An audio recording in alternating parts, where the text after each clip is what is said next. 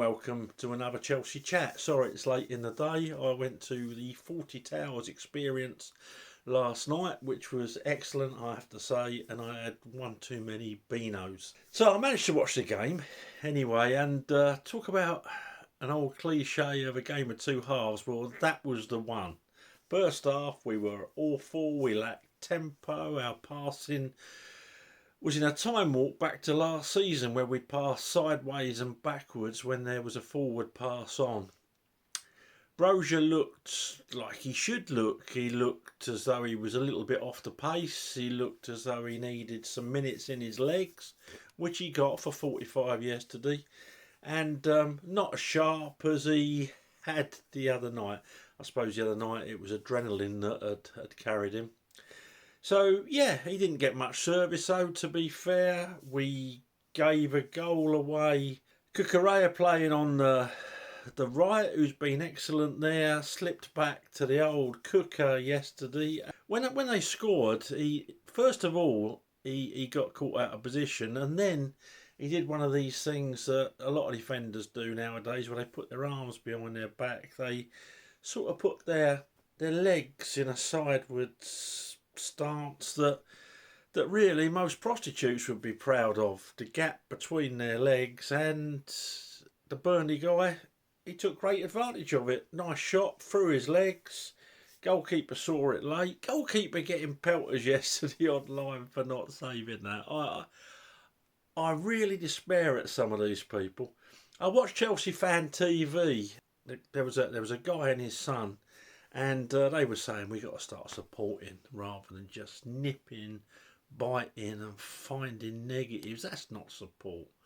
If you're just a negative cabbage, don't call yourself supporter. Call yourself a Chelsea negative cabbage, and everyone will be fine with it. They could just see, put out like Martin, Chelsea negative cabbage. We can just scroll by it then.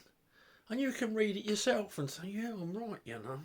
But it saves us all the ag, doesn't it? So there's people blaming the goalkeeper yesterday for not saving, for not diving for a shot that went through someone's legs. Sanchez later on made a marvellous save from my point of view. But what do we know? I think he's doing okay. So there it was. First half, laboured, not very inspiring. Back to the old Chelsea. So we get a lucky break, really. A ball that goes across, hits the Burnley lad on the thigh, loops over the goalkeeper. Sterling, I think it would come from Sterling actually, and Sterling was one of the few pluses in the first half. And in the second half, he came into his own. Poch made a couple of subtle changes in that second half. Well, one major change, he brought Brozier off and put Nicholas Jackson on.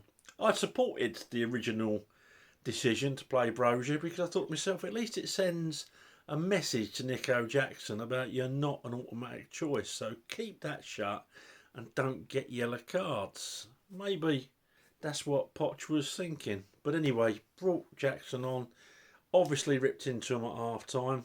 They came out a totally different team. I think what he also did, I think he dropped Enzo slightly and put Gallagher slightly forward. And Gallagher, in the form of his life really, in a Chelsea shirt, never stopped working, never stopped being positive, and I think it was infectious for those around him. Sterling, my man of the match, was out of this world, scored a great goal as well. I've been his biggest critic in the past, and like I always say, when these players shove it up you by really, really doing the business, no one's happier to be proved wrong than I am, and I'm sure many of you are the same. So let's score him, shall we? Sanchez, I'll give him a 6. Pretty good with his feet. His usual mistake, 1. I don't blame him for the goal. I might be in the minority, but I think that's ridiculous blaming the goalkeeper. That's just me. Good save in the second half. Yeah, he gets a 6. Right back, we have Cucurella. Cucurella gets a 5.5. I thought he was abysmal in the first half. I thought he could have done a lot better on the goal. He was back to his own brand of headless chicken at times, or should I say headless poodle, and yeah, redeemed himself a bit in the second half, a bit more composed. I think that's because the players around him were more composed and the players around him were more forward thinking. I think he needs to be cajoled into performances at times.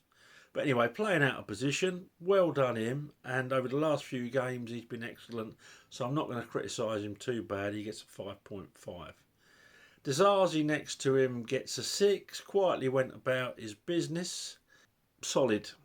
Next to him, Thiago Silva, 6.5. Decent. Get what it says on the tin. He don't move about as fast as he did when he first came to the club in transition, but still a big influence on that side. I like seeing him. I like seeing him there, although how long he'll be there for once Badiashile is back fully fit, once Fofana is back fully fit, I don't know. But what a great servant he's been and is still. A lot of love for Thiago Silva. Colwill yesterday, he gets a 6.5. Thought he did well. I think he's coming along nicely. Some good interceptions, won some decent headers. Yeah, 6.5. In the midfield, we had Caicedo and we had Fernandes. Caicedo yesterday I thought was superb, 7.5. Fernandes yesterday, lousy first half. Second half came into it more. He gets a 6.5. Conor Gallagher gets an 8, playing just in front of them. Certainly in the second half, played a lot more advanced role. I think there's a clip on the internet where Pochettino's telling him to get forward more, and it certainly paid dividends. Mudryk was dropped, and we had Raheem Sterling there. He's going to get a 9 from me. Absolutely excellent. Decent in the first half, but second half came into his own, run the show. What was it? It was an assist, a goal, and on the others, he was responsible. He was responsible largely for the build-up. Excellent performance. I'll tell you who's really impressing me. Cole Palmer, 8.5 yesterday. Always a danger. Does his defensive duties as well. Just a top player from what I'm seeing at the moment, and I'm glad we've got him. Brozier yesterday gets a 5.5. Wasn't really at the races. Didn't get much service because we were awful in the first half, but he's got minutes in his legs, and that's all I care about with Brozier at the moment for that long out. See some of these posts on the internet. Who's better? Who's better, Brozier or Jackson? Who's better? The bloke that's been out for 9 months and has played, what, a game and a half? Or the guy that's had a pre-season and has played about 7 games this year? Why? Why would you wake up in the morning with the mentality to ask that question? I don't know. I don't know. Answers on a postcard, please.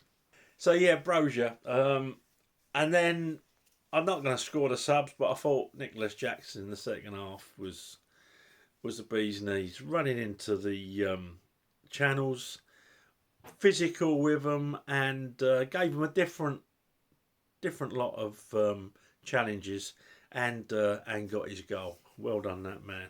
Oh yeah, and the other goal was, of course, Cole Palmer's penalty when Sterling got brought down. Penalty every day of the week and twice on a Sunday. So yeah, good performance. Pochettino, what am I going to give you? Well, if I scored him in the first half for the motivation of that lot, I would have given him about a 3.